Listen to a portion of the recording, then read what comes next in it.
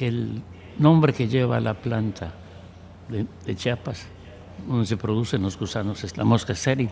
Aquí vivían, daban clase gratis en el tecnológico. Bueno, ¿qué pasó?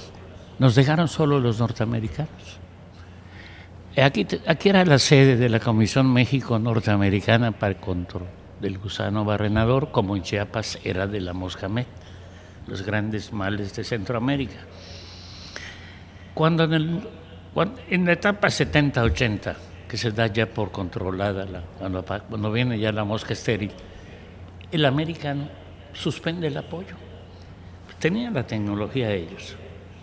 Yo creo que se las pasaron de ingenuos, no pensaron que regresara. Bueno, y nosotros, Noé, porque podemos culpar a Calderón, pero la vida se nos va a ir en eso.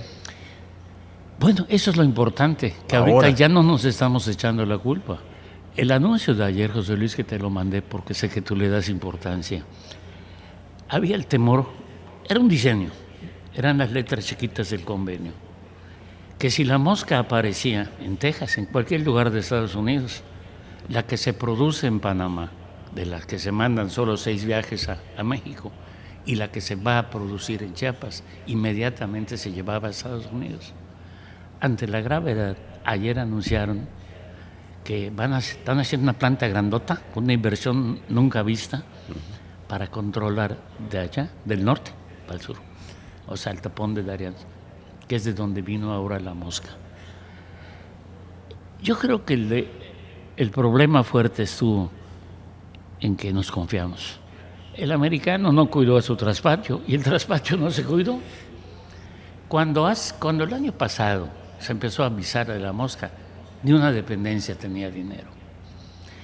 Cuando nosotros, José Luis, tú nos hacías el favor en tus revistas de anunciar de todas las prevenciones que sacabas, nos llegaban de Alemania los sobres para curar a los animales.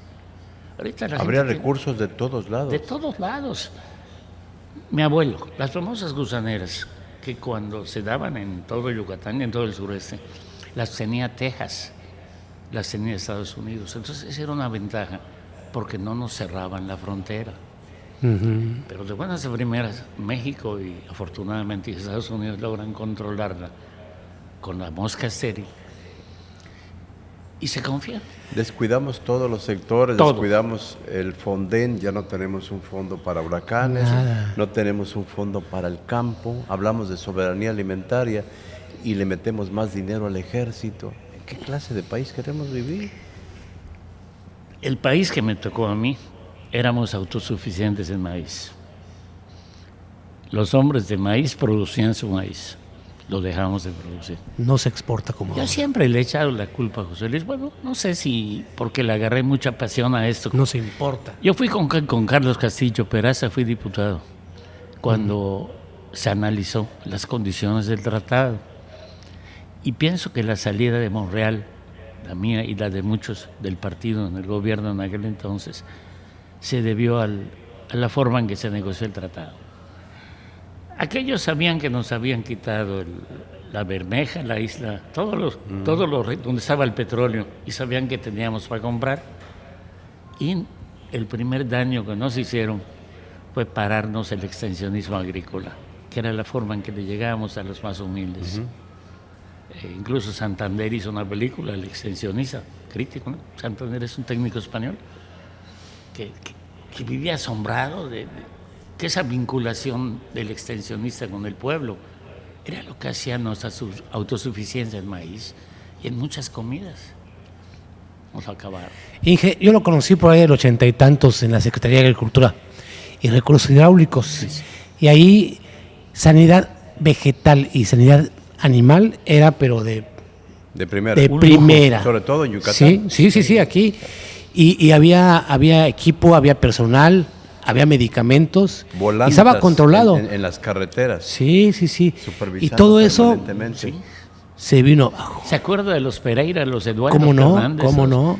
Pues precisamente Gutiérrez Samperio, él se encariña con Yucatán por Pereira, que es español, y el otro que es campechano.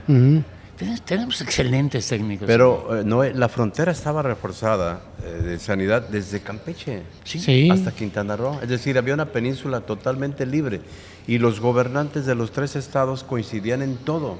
Seguridad pública, en materia de sanidad animal, vegetal, etcétera, y no entraba una sola flor que no estuviera certificada. No entraba carne de puerco, no entraba carne de gallina, de lo que fuera, si no estaba debidamente certificada. ¿Que había corrupción? Pues a lo mejor sí, pero era reforzar nada más las medidas. Si no, que le pregunten a Laida. Organiza el PRI el cierre de campaña aquí de La Bastida, que era el titular de la Secretaría. Y me llama Javier Medina. Oiga, jefe, ¿qué hago? Hay 20 camiones de Campeche y todos vienen llenos con su torta. Torta de cochinita. Pues aplica el reglamento, o se las comen o al incinerador. No, que va a hablar Laida con quien llame. La Laida antigua. No la Laida de ahora, sí, la Laida de hace 20 años. Que no era... No, la Laida de ahora está de viaje. Sí, no ha regresado. Da una pena de veras lo que pasa en Campeche, ¿no? Pues yo sé que tú eres... Yo la estimo mucho. Yo sé que estimas mucho a Laida, a Claudia, a Mara, a Guacho y todo. Pero ¿a poco no se están haciendo las cosas de otra manera? Pero les digo sus verdades. ¿Y qué te dicen a ti? Mira, yo sabes cómo lo siento apenado. Tú pusiste el dedo en la llaga. ¿Por qué la península era fuerte? Porque había inteligencia. Había un señor que era tu amigo, que era Cervera, que no se le iba nada. Y era federal, no era empleado estatal. Cervera nota que los americanos respetaban no estados, sino zonas libres. Y le plantea a los gobernadores vecinos hacer del área peninsular una zona libre. Una zona única libre. De tal forma que, ¿por qué le paramos las tortas a Laida? Porque Campeche no era libre en cuestiones porcinas, Yucatán sí. Bueno, mira, tan sencillo como esto. Tabasco tenía el mejor ganado, pero no tenía la certificación. No. Ellos tenían el mejor ganado. Sí. Y lo vendían a peso, y en Yucatán costaba 2 pesos, vacas todas fregadonas aquí. Pero por la certificación. Tenían un precio especial por la certificación. El estatus sanitario de Yucatán y de Sonora era de admiración mundial. Cuando se presentó aquí el problema del grave, de la influenza aviar, gripe aviar, en 3 semanas matamos cerca de 3 millones de aves. Cuando Cervera le informó, porque aquí se detecta en el laboratorio, del problema, me dice, ¿qué dice el manual? Pues que hay que matar a 20 kilómetros a la redonda del problema. ¿Quiénes son los dueños? Yo saqué la lista, ya Javier Medina me lo había pasado. A los pobres, a los pequeños, ve que Fito Peniche, que tenía Campi con aquel entonces, mande recursos y a pagar, que la gente no sienta que lo estamos agrediendo. Pero además, como teníamos que certificar a las granjas, les ofrecíamos reponer aquello que íbamos a incinerar para tenerlos de centinelas, para poder declarar libre la granja. ¿Y a qué mercados entrábamos? Japón, Corea. Como el cerdo hasta ahora. Como el cerdo hasta ahora. Sí. La revista Proceso accedió a un documento oficial que revela que el gobierno de López Obrador tuvo conocimiento del impacto económico y sanitario del resurgimiento del gusano barrenador desde el 2020. ¿Tenía conocimiento? Sí. ¿No es? Nos avisaron con tiempo.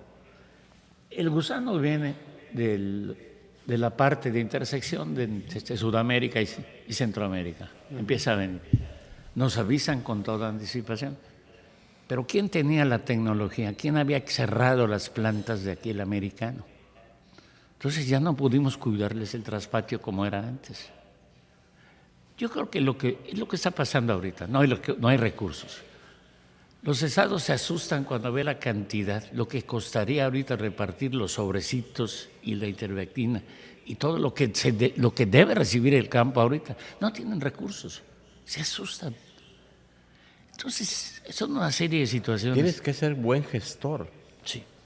Incluso como gobernante. Entonces, Noé, pues atentos al tema y gracias por pasar a contarnos. Es un honor, José Luis. Como siempre, un gusto.